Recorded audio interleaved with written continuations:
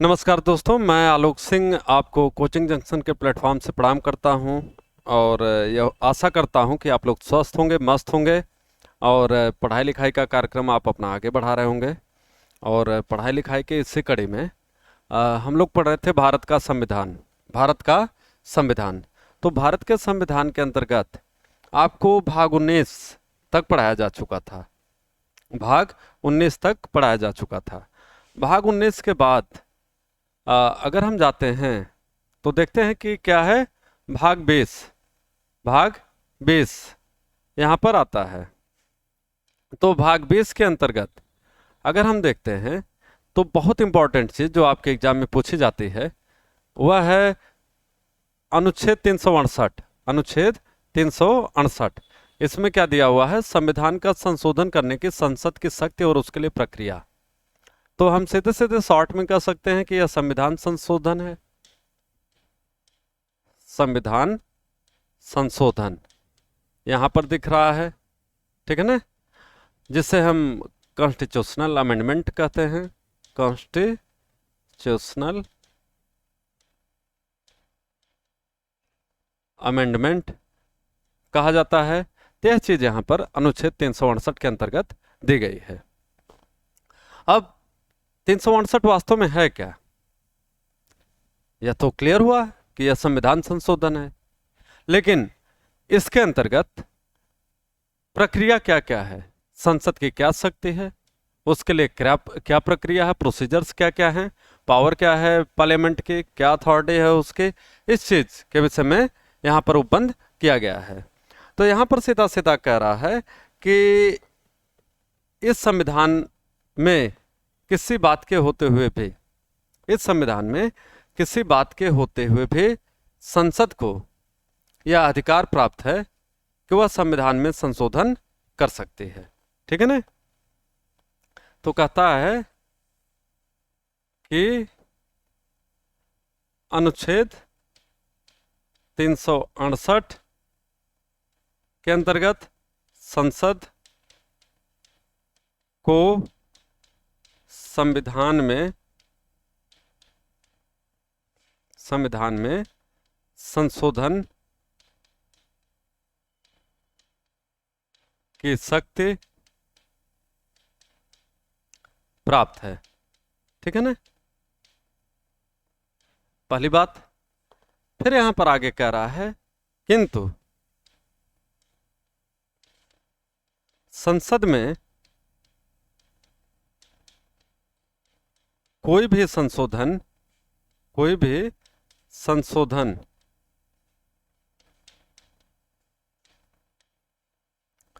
बिना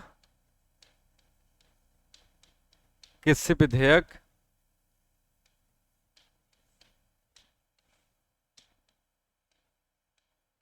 के स्थापित किए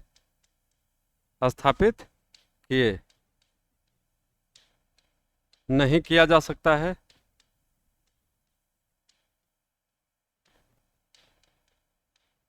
नहीं किया जा सकता है।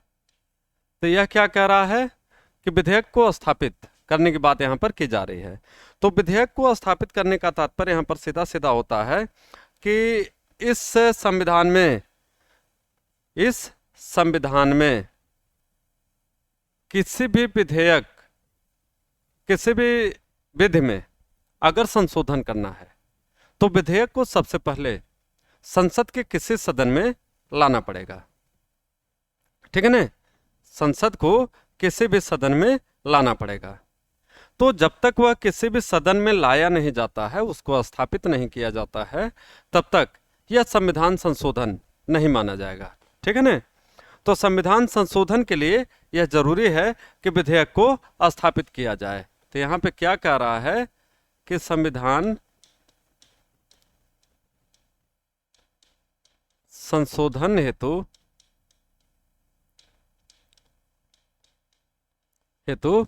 विधेयक को किसी भी सदन में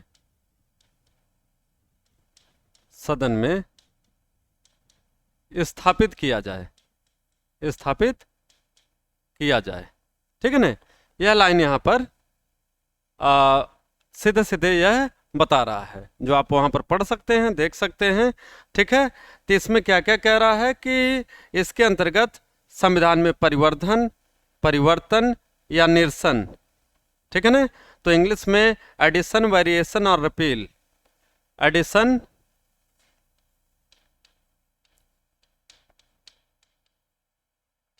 वेरिएशन और रिपील शब्द का प्रयोग किया गया है। एडिशन का, वेरिएशन का, एडिशन मतलब जोड़ना, क्या है, जोड़ना, इसको शामिल करना। वेरिएशन मीन्स उसमें कुछ परिवर्तन, ठीक है ना। और रिपील मतलब निष्कासित करना, निष्कासित करना, ठीक है ना। यह चीज यहां पर दी गई है। तो जोड़ना शब्द बात यहां पर हो रही है।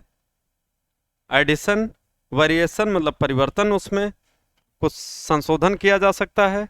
रिपील मतलब उसको निष्कासित करना। यह भी शब्द यहां पर दिया गया है। तो इस प्रकार से अगर हम देखते हैं तो संशोधन के लिए यह तमाम प्रक्रियाएं करनी पड़ती हैं, ठीक है ना। तो कोई भी विधेयक लाया जाएगा उस संशोधन से संबंधित, कौन सा टॉपिक है, क्या विषय है, वह सदन में लाया जाता है। सदन में लाने के बाद आप देखते होंगे कुछ पर जो है तमाम प्रश्न पूछे जाते हैं, और उसके बाद फिर उस पर चर्चा होती है, मतदान होता है, और मतदान होने के बाद उस विधेयक पर वोटिंग होती है। जब वोटिंग हो जाती है तो वोटिंग होने के बाद तुरंत क्या किया जाता है, राष्ट्रपति के पास भेज दिया जाता है उस पर हस्ताक्षर के लिए। तो जैसे ही राष्ट्रपति उस पर हस्ताक्षर कर देता है तो वह विधेयक या तो निष्कासित कर दिया जाता है, डिलीट कर दिया जाता है, निरसित कर दिया जाता है, या उसको संविधान में शामिल कर दिया जाता है, या उसमें कुछ करेक्शन कर दिया जाता है, मॉडिफिकेशन कर दिया जाता है। तो इस तरीके की बातें यहां पर दी गई हैं, ठीक है ना। तो यह तमाम चीजें यहां पर हैं। इसके बाद अगर हम बात करें तो संसद में संशोधन कैसे होगा, तो यहां पर कहता है कि दो प्रकार के संशोधन होते हैं यहां पर। अनुच्छेद 368 के अंतर्गत, अनुच्छेद 368 के अंतर्गत कह रहा है कि दो प्रकार के संशोधन होते हैं। पहला, कुल सदस्यों के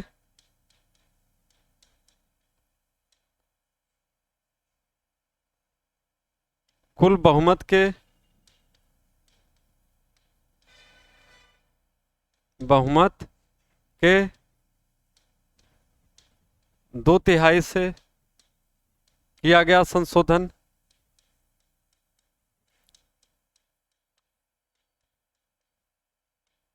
ठीक है ना। इसके अंतर्गत एक चीज और आती है, नोट लिख करके लिख सकते हैं कि एक होता है उपस्थित एवं मतदान करने वाले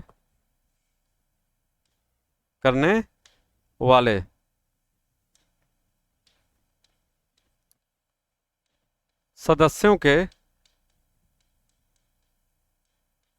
2/3 बहुमत से, ठीक है ना। प्रेजेंट एंड वोटिंग की बात यहाँ पर हो रही है। 2/3 मेजॉरिटी आप प्रेजेंट एंड वोटिंग मेंबर्स, ठीक है ना, जो उपस्थित हैं। मान लीजिए कि 543 हैं लोकसभा में, 543 में 400 ही उपस्थित रहे, 143 एब्सेंट हैं, तो भी यहाँ पर उसका 400 का 2/3 देखा जाएगा। और अगर कुल सदस्यों की बात हो रही है तो कुल सदस्यों का मतलब 543 का 2/3 बहुमत देखा जाएगा, ठीक है ना। तो इस प्रकार से यहाँ पर अगर हम बात करें तो एक यह नियम है। दूसरा नियम होता है कुल सदस्यों के 2/3 बहुमत एवं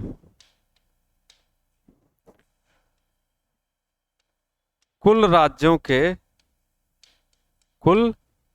के आधे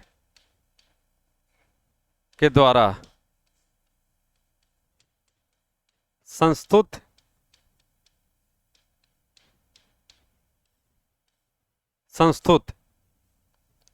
के आधार पर अप्रूवल जो है उनका मिलना चाहिए। ठीक है ना, यह चीजें यहां पर दी गई हैं। तो आप ध्यान दीजिए यहां पर आगे क्या क्या कह रहा है। तो आगे बता रहा है कि अगर हम इसकी बात करें 368 में, तो वह कौन कौन से अनुच्छेद हैं, जिसके अंतर्गत यह बताया जा रहा है कि यहाँ पर आधे राज्यों की सहमति जरूरी है। तो आप देखिए बात यहाँ पर हो रही है अनुच्छेद 54, 55, 73, अनुच्छेद 54, अनुच्छेद 55, अनुच्छेद 73, अनुच्छेद 73। इसके बाद अगर आप देखेंगे तो अनुच्छेद 162, 241, अनुच्छेद 162, अनुच्छेद 241, ठीक है ना, अनुच्छेद 279 ए, 279 ए। इसके अलावा अगर आप देखेंगे तो भाग 5 का अध्याय 4, भाग 6 के अध्याय 5, भाग 11 के अध्याय 1, फिर 7वीं अनुसूची,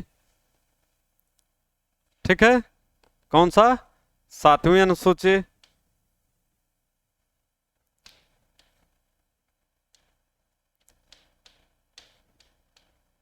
सातवीं अनुसूची की बात अगर हम करें, इसकी बात हो रही है। राज्यसभा में सीटों के आवंटन की बात करें, आवंटन की बात करें, तो यह तमाम चीजें जो आप देख रहे हैं आवंटन, ठीक है, तो इसमें आधे राज्यों की सहमति जरूरी है। क्या कह रहा है, 1/2 राज्यों के संस्तुत भी आवश्यक है। ठीक है ना, 1/2 राज्यों की। तो यह है, देखिए अनुच्छेद 54 क्या कहता है, राष्ट्रपति का निर्वाचक मंडल, राष्ट्रपति का निर्वाचक मंडल, निर्वाचक मंडल, ठीक है ना, जिसे हम कहते हैं इलेक्टोरल कॉलेज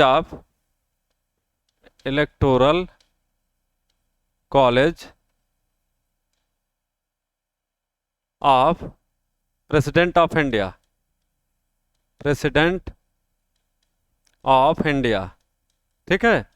इसकी बात हो रही है 55 में राष्ट्रपति के निर्वाचन की रीत, राष्ट्रपति के निर्वाचन की रीत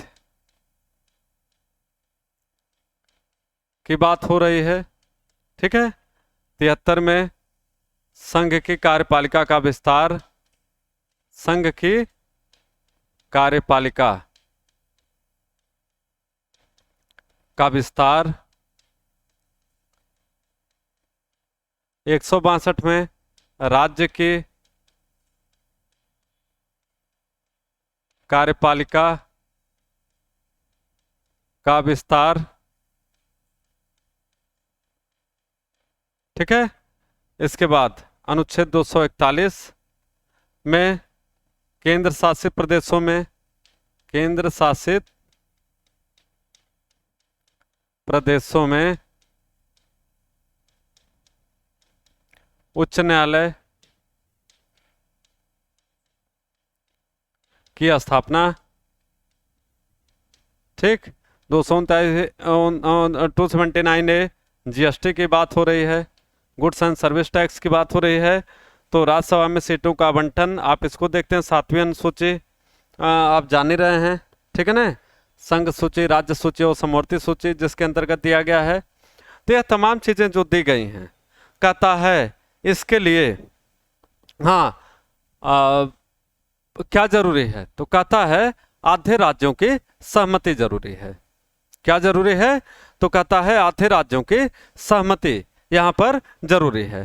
तो यह चीजें आप शॉर्ट में देखिए नोट भी कर सकते हैं, आपके एग्जाम में पूछा जाता, बहुत सारे फैक्ट्स हैं जो एकदम शॉर्ट में आपको यहां पर दिए गए हैं, ठीक है ना। इसके बाद कहता है कि इस प्रकार का कोई भी संशोधन, कहता है कि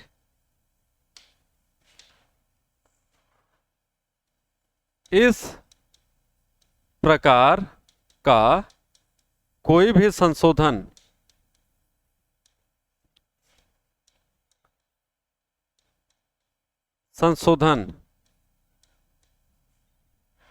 भाग 3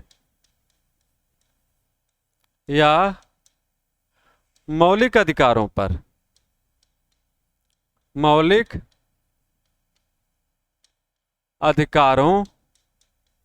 पर लागू नहीं होता है, ठीक है ना। इसके बाद केशवानंद भारती केस में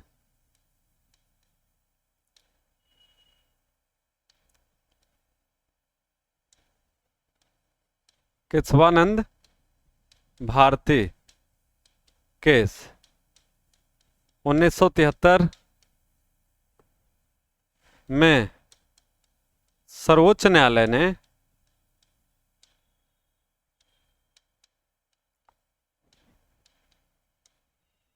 ने स्पष्ट रूप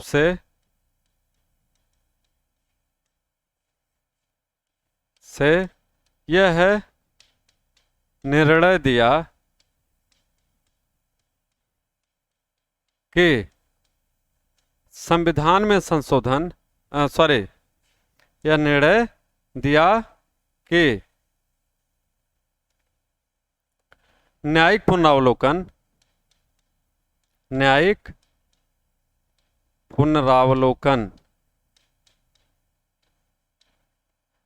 करने की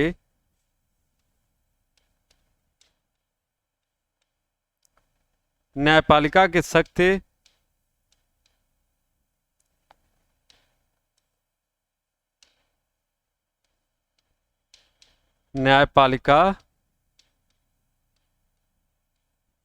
की शक्ति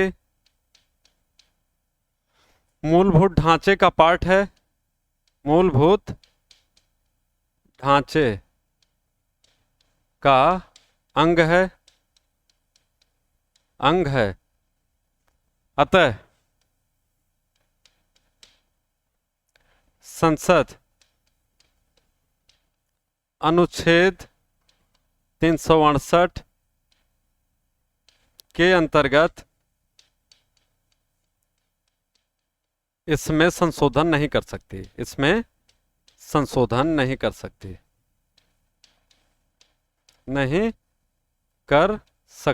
ठीक है ना। यह चीज आपको यहां पर दी गई है। क्या कह रहा है कि केशवानंद भारती के केस में अगर हम बात करें तो 1973 में सर्वोच्च न्यायालय ने स्पष्ट रूप से यह निर्णय दिया कि न्यायिक पुनरावलोकन करने की न्यायपालिका की शक्ति मूलभूत ढांचे का अंग है, ठीक है ना। तो यह सबसे चर्चित केस रहा है केशवानंद भारती केस, आप जानते हैं 1973 का केस है, 1973 का केस है। और इस केशवानंद भारती के केस में स्पष्ट रूप से सर्वोच्च न्यायालय ने न्यायिक पुनरावलोकन को मूलभूत ढांचे का पार्ट माना, ठीक है ना। इसमें साफ साफ कर दिया कि भैया जो न्यायिक पुनरावलोकन है यह न्यायपालिका की असीमित शक्ति है, ठीक है ना। इसको अनुच्छेद 368 के अंतर्गत संशोधन नहीं किया जा सकता है, ठीक है। तो यह चीज भी, यह एक एक्सेप्शन भी जो है। तो केशवानंद भारती के केस में अगर हम और एक बात देखें तो जो शॉर्ट में अगर आपको हम समझाने की बात करें तो कहता है कि संसद को संविधान के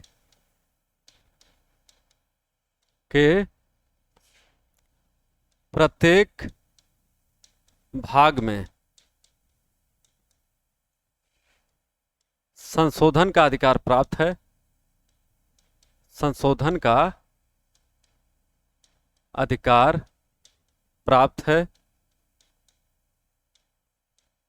किंतु मूलभूत ढांचे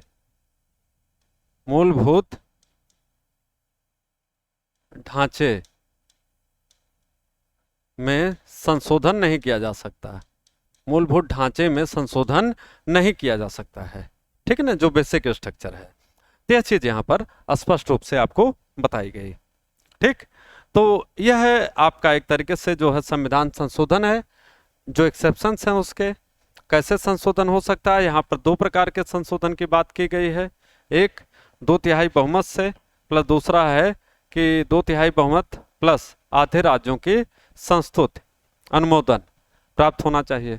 तो इस प्रकार से अनुच्छेद 368 का जो मामला है यह आपको स्पष्ट रूप से यहाँ पर बता दिया गया, ठीक है ना। तो अब आप इसमें जो भी प्रश्न होंगे वह आप कभी पूछ सकते हैं, टाइप कर सकते हैं। आप कोचिंग जंक्शन के इस प्लेटफॉर्म से अगर आप उस पर टाइप करते हैं तो आपको मैसेज का आंसर जो है, जो आपका प्रश्न रहेगा उसका आंसर भी दे दिया जाएगा, ठीक है ना। तो या कभी ओपन डिस्कशन क्लास चलेगी तो जो भी आपके डाउट्स रहेंगे उसमें क्लियर करा दिए जाएंगे। तो इस चीज़ को आपको ध्यान देना है कि अनुच्छेद 368 जो भाग 20 है वास्तव में आपका वह आपके लिए कितना महत्वपूर्ण है। इसलिए एग्जाम में देखिए कि आपसे यहाँ से प्रश्न हर हालत में एक प्रश्न रहता ही रहता है।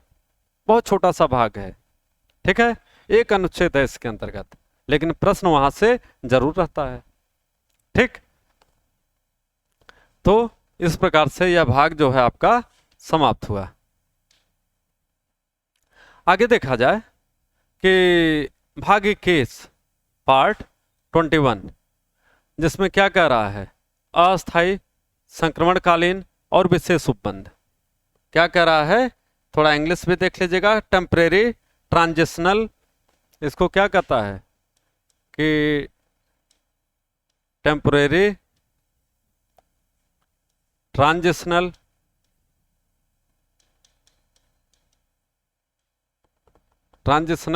एंड स्पेशल प्रोविजंस ठीक है ना। यह चीज यहां पर आपको दी गई है भाग 21 के अंतर्गत। तो भाग 21 देखिए, इसमें बहुत सारी चीजें दी गई हैं क ख ग घ करके, और 369 से शुरू होता है यह। इसमें क्या कह रहा है 369 में कि राज्य सूची के कुछ विषयों के संबंध में विधि बनाने की संसद की इस प्रकार अस्थायी शक्ति मानो वे समवर्ती सूची के विषय हों। राज्य सूची के कुछ विषयों के संबंध में विधि बनाने की संसद की इस प्रकार अस्थायी शक्ति मानो वे समवर्ती सूची के विषय हों। तो यहां पर कहता है कि राज्य सूची में, जैसे आप अनुच्छेद 249 आपको पढ़ाया जाता है, अनुच्छेद 249, इसमें क्या कहा जाता है कि कहता है कि यदि राज्यसभा जिसे उच्च सदन कहा जाता है, ठीक है ना, अपने कुल सदस्यों के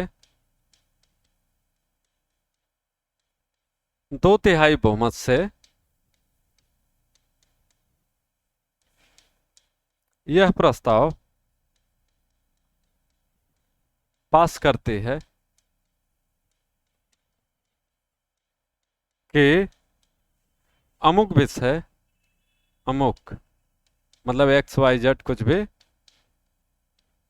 ठीक ना, अमुक विषय राष्ट्रीय महत्व का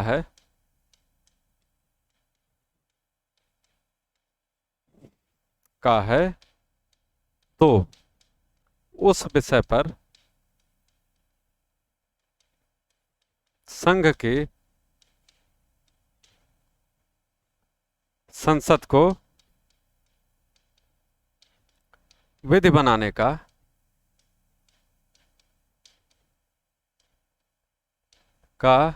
अधिकार प्राप्त है, अधिकार प्राप्त है।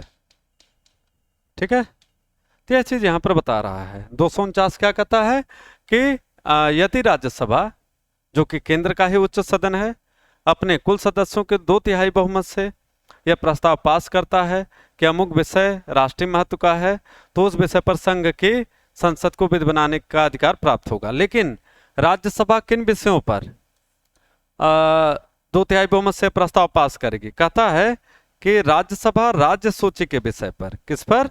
राज्य सूची। तो वहां पर यह जोड़ लीजिएगा, यदि राज्यसभा अपने राज्य सूची के किसी विषय पर, राज्य सूची के किसी विषय पर, ठीक है ना,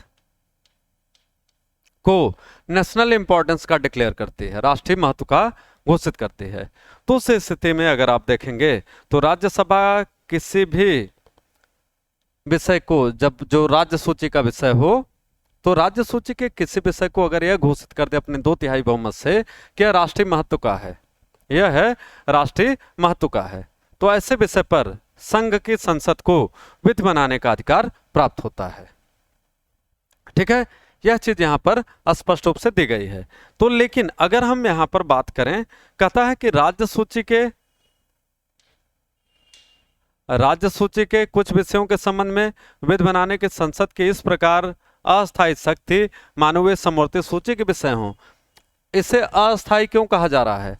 अस्थायी का मतलब इसलिए कहा जा रहा है कि जैसे तमाम परिस्थितियां होती हैं, राज्य में विधानसभा भंग हो गई हो, राज्य की विधानसभा भंग हो गई हो, ऐसे स्थिति में केंद्र के संसद को अधिकार प्राप्त होता है कि वह राज्यों के विषय में विधि बनाए। दूसरी बात, बहुत सारे प्रोविजंस ऐसे होते हैं, जैसे कभी आपातकाल लग गया हो, तो आपातकाल के दौरान आप देखते हैं कि जो संसद, केंद्रीय संसद विधि बनाती है, वही राज्यों पर भी लागू होते हैं। ठीक है ना, तो इसलिए इन तमाम चीजों को क्या कहा जा रहा है? एक एक्सेप्शन के तौर पर, एक अपवाद के रूप में यहां पर बताने की कोशिश की जा रही है। तो इस प्रोविजन को कहा जा रहा है कि अस्थायी उपबंध होगा। क्या होगा? अस्थायी उपबंध होगा।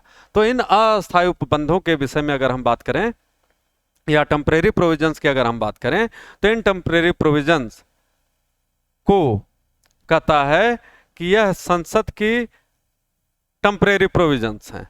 ठीक है ना, और ये उस प्रकार से अप्लाई हो रहे हैं जैसे कंकरेंट लिस्ट का मैटर हो, समवर्ती सूची का विषय हो। समवर्ती सूची का मतलब है कि जहां पर संघ और राज्य दोनों को विधि बनाने का अधिकार प्राप्त होता है।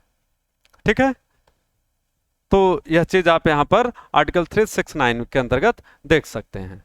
आगे देखा जाए, थोड़ा सा बड़ा इंटरेस्टिंग है टॉपिक 370, जम्मू कश्मीर राज्य के संबंध में अस्थायी उपबंध। जम्मू कश्मीर राज्य के संबंध में अस्थायी उपबंध।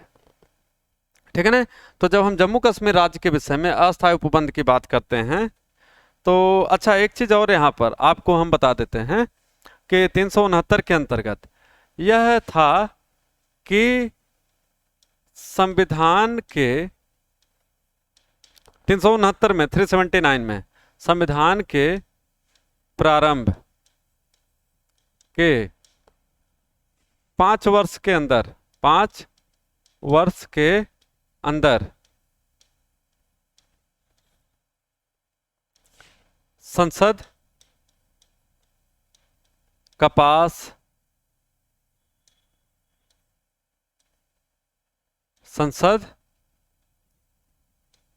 पास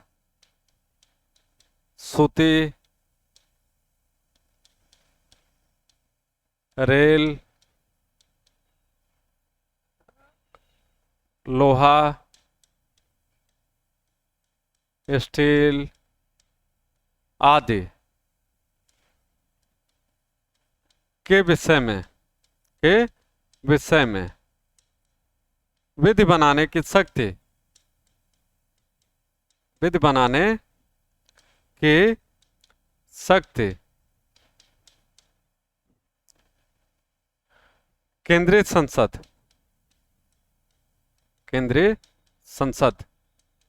के पास होगी,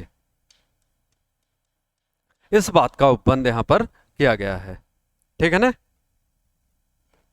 तो ऐसे तमाम चीजें हैं जो आप ऐसे देख सकते हैं, सूती है, ऊनी वस्त्र है, कच्ची कपास है, ठीक है ना। इसके बाद बिनौले कागज हैं, लोहा है, वाणिज्य है। तो इस प्रकार के तमाम विषय जो होते हैं, इन्हें यह कहा जा रहा है कि यह सब जो है वास्तव में किसके अधीन होंगे। तो कह रहा है कि यह सब जो है केंद्र की संसद इस पर विधि बना सकती है। ठीक है ना। तो यह चीज आपको क्या करना है कि याद रखना है, यह बड़ी महत्वपूर्ण चीज है। आर्टिकल 369 की। ठीक है। आगे थोड़ा सा देखा जाए, यहाँ पर अनुच्छेद 370 जो आप जानते हैं, जम्मू कश्मीर को विशेष राज्य का दर्जा प्रदान किया गया था। J&K को विशेष राज्य का दर्जा प्रदान किया गया था।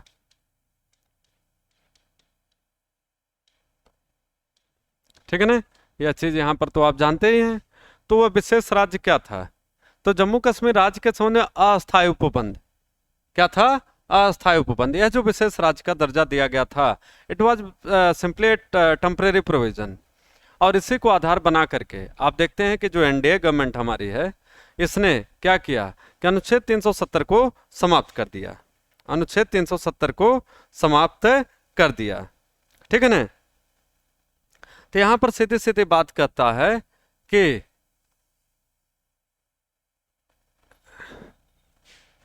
किसी बात के होते हुए भी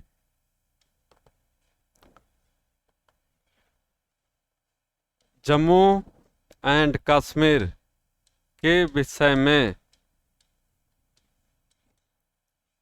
विधि बनाने का अधिकार, विधि बनाने का अधिकार वहां की विधानसभा के पास होगा। विधान सभा के पास होगा। ठीक है। यह चीज यहां पर दिया गया। दूसरी बात कह रहा है कि अनुच्छेद 238 के उपबंध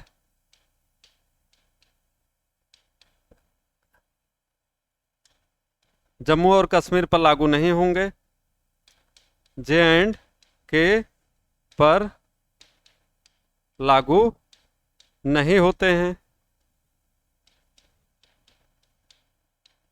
ठीक है ना। कोई भी उपबंध यहां कह रहा है कि जम्मू और कश्मीर पर लागू नहीं होता है, 238 के अंतर्गत नहीं होता है। तो कहता उस उक्त राज्य के लिए विधि बनाने के संसद के शक्ति क्या होगी? तो कहता संघ सूची में समवर्ती सूची के उन विषयों तक सीमित होगी जिनको राष्ट्रपति उन राज्यों की सरकार से परामर्श करके। तो कहता है कि यहाँ पर जो भी नियम बनाए जाएंगे जम्मू एंड कश्मीर के विषय में, संसद वहां की विधानसभा से परामर्श करके ही विधि बना सकती है, विधि बना सकती है। बगैर वहां के विधानसभा से परामर्श किए जम्मू कश्मीर के विषय में विधि बनाने का अधिकार केंद्र की संसद को नहीं प्रदान किया गया था। तो यह चीज यहां पर दी गई है। लेकिन हमने कहा कि अब चूंकि इससे इस प्रोविजन को, इस उपबंध को समाप्त कर दिया गया है, लेकिन फिर भी प्रश्न समाप्त नहीं हुआ है। प्रश्न आज भी पूछा जाएगा आपसे। ठीक है ना। तो इसलिए इस आर्टिकल को आपको कायदे से पढ़ना है कि वास्तव में जम्मू कश्मीर के विषय में यहाँ पर क्या क्या उपबंध है किया गया है। तो यहाँ पर यह पूरी लाइनें जो है आप एक बार ध्यान से देख सकते हैं। तो कहता है कि इस अनुच्छेद के प्रयोजनों के लिए उस राज्य की सरकार से राष्ट्रपति क्या करेगा, तो जम्मू कश्मीर के महाराजा को 5 मार्च 1948 की घोषणा, यहां पर ध्यान दीजिए, कहता है यहां पर कि 5 मार्च 1948, ठीक है ना, जम्मू कश्मीर के महाराजा, यहां पर यह बात इसलिए हो रही है कि 5 मार्च 1948 को भारत सरकार ने जम्मू कश्मीर का भारत में विलय कराया, जम्मू कश्मीर का भारत में विलय कराया। तो यह भारतीय संघ के अधीन तो हो गया, ध्यान से सुनिएगा, यह भारतीय संघ के अधीन हो गया, किंतु अनुच्छेद 1 के सभी उपबंध J&K पर लागू होंगे, J&K जम्मू कश्मीर पर लागू होंगे, ठीक है ना। इसके अलावा बाकी अन्य प्रोविजन के विषय में जब तक वहां के विधानसभा से संपर्क नहीं किया जाएगा, उनकी सलाह नहीं ली जाएगी, तब तक वह लागू नहीं होता। यहाँ पर देखिए वहां पर क्या था, उनके लिए अलग संविधान की बात थी, उनके मुख्यमंत्री का कार्यकाल 6 वर्ष था, उनके राज्यपाल का कार्यकाल भी अगर हम बात करें 6 वर्ष का था, ठीक है ना। उनके यहाँ उनके लिए अलग से संविधान था, लिखित संविधान उनका अपना था, उनका अपना झंडा था, ठीक है। तो डोमिसाइल जो आर्टिकल 35A के अंतर्गत है, वह भी निर्धारित करने का अधिकार किसको था, जम्मू कश्मीर की विधानसभा को था, ठीक है। तो हमने कहा कि बहुत सारे मामलों में दोहरी नागरिकता भी उन्हें प्राप्त थे जो भारत के अन्य नागरिकों को नहीं प्राप्त थे। भारत के अन्य राज्य के नागरिक जम्मू कश्मीर में जमीन नहीं खरीद सकते थे, लैंड प्रॉपर्टी या कोई भी जो कमर्शियल पर्पज है उसके लिए वहां पर नहीं निवास कर सकते थे। तो यह तमाम चीजें जो है यहाँ पर अनुच्छेद 370 के अंतर्गत इसको प्रोवाइड की गई थी, ठीक है। तो इन तमाम उपबंधों को आपको यहाँ पर ध्यान से देखना है, ठीक है। इसके बाद अगर हम बात करें, यहाँ पर क्या कहता है कि किसी भी निर्णय, दस्तावेज, जो भी कागज होंगे, यह पूर्व में जैसे थे उसी प्रकार से लागू होंगे, ठीक है। अर्थात इसके विषय में संशोधन करने की, अमेंडमेंट करने की जो पार्लियामेंट की पावर है वो बड़ी सीमित से थे। एक की बात इसलिए कर रहा हूं अनुच्छेद 1 की कि यह है कहीं न कहीं एक चीज यहां पर आप देखिएगा, कहता है आर्टिकल 1 क्या कहता है, India that is Bharat shall be union of state, India that is Bharat shall be union of state, India जो कि भारत है राज्यों का संघ होगा। तो जब हम बात करते हैं कि India that is Bharat shall be union of state, इसका मतलब यह बात यहाँ स्पष्ट रूप से हो रही है कि भारतीय संघ के अधीन जम्मू कश्मीर को लागू किया गया, उसको भी शामिल किया गया, लेकिन उसके लिए जो दर्जा प्रदान किया गया वह विशेष राज्य के अंतर्गत दर्जा प्रदान किया गया था। तो यह चीज यहां पर आपको ध्यान देना है, ठीक है ना। तो इस प्रकार से अब आपको यहाँ आज रोक देते हैं। बाकी जो राज्य आप देख रहे हैं ना कि 371 है, 371 क है, ख है, ग है, घ है, ठीक है। इस प्रकार से आपको और आगे भी बहुत सारी चीजें यहाँ पर देखने को मिलेंगी, ठीक है। तो यहाँ पर बहुत सारी चीजें आपको देखने को मिलेंगी। तो पूरा देखिए एक लंबी चौड़ी लिस्ट है, ठीक है, भाग 21 के अंतर्गत तो समस्त राज्यों को, तो यह सब जो है आपको पढ़ाया जाएगा। तो 1-2 दिन में यह पार्ट आपका खत्म होगा। बहुत बहुत धन्यवाद आपको। Have a good day. Take care of your self and your family members, your beloved ones. Thank you so much.